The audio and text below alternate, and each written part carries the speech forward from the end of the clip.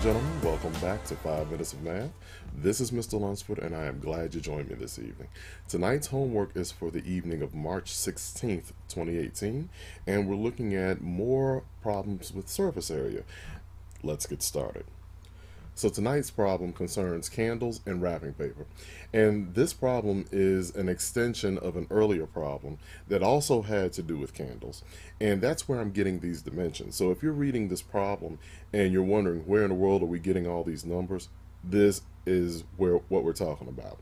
The problem comes from a much earlier page in the book. But anyway, our diameter here for this candle, which is a cylinder, is 2.5 inches. And the diameter is 2.5 inches, so we have to divide by 2, and we end up with 1.25 inches. The height, though, is 6 inches.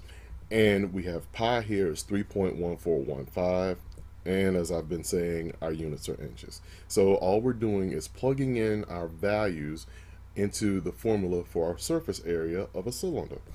And here we go. Surface area equals 2 times pi times radius times height plus 2 times pi times r squared. Our surface area here for our second line, 2 times 3.1415 times 1.25 times 6 plus 2 times 3.1415 times 1.25 squared. And if we simplify that piece of it, 2 times pi times 7.5, that's what you get when you multiply 1.25 and 6, plus 2 times 3.1415, which is pi, times 1.5625. Simplified even more. 2 times 23.56 plus 2 times 4.91. I'm just going to call that 0.91. I know you get much bigger decimals than that. The SOL is only going to use out to the hundredths place. So we simplify that even more. We get surface area equal to 47.12 plus 9.8171. You can call it 9.82.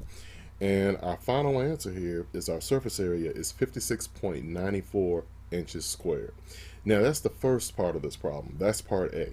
If you look at part B, the second piece of this asks how many square feet of wrapping paper will you need to wrap all 70 candles? So we know we need 56.94 square inches of wrapping paper to wrap a single candle. The question is, how much wrapping paper will we need to wrap 70 individual candles?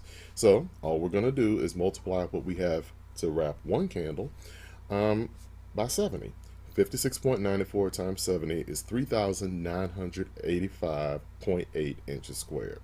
Now if you look over this diagram over here to my right, I have the relationship between 1 square inch and 1 square foot.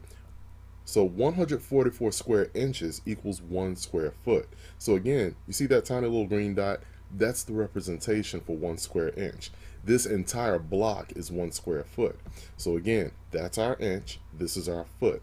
So if we have almost 4,000 square inches, how do we figure out how many square feet go into that many inches? So we form a proportion.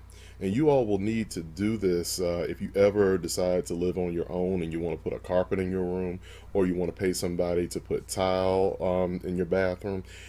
I will tell you that you're going to have to calculate square feet, and this may be a part of what you have to do. So we have 3,985.8 square inches divided by 144 square inches. The idea is that we get X square feet compared to 1 square foot, and there's 144 square inches in 1 square foot. So all we do is divide 3,985.8 divided by 144. You divide that out, you get 27.68 square feet. That's it. Y'all take care, and remember, math is not just about numbers, it's all about the relationships that surround us every day. Have a good one.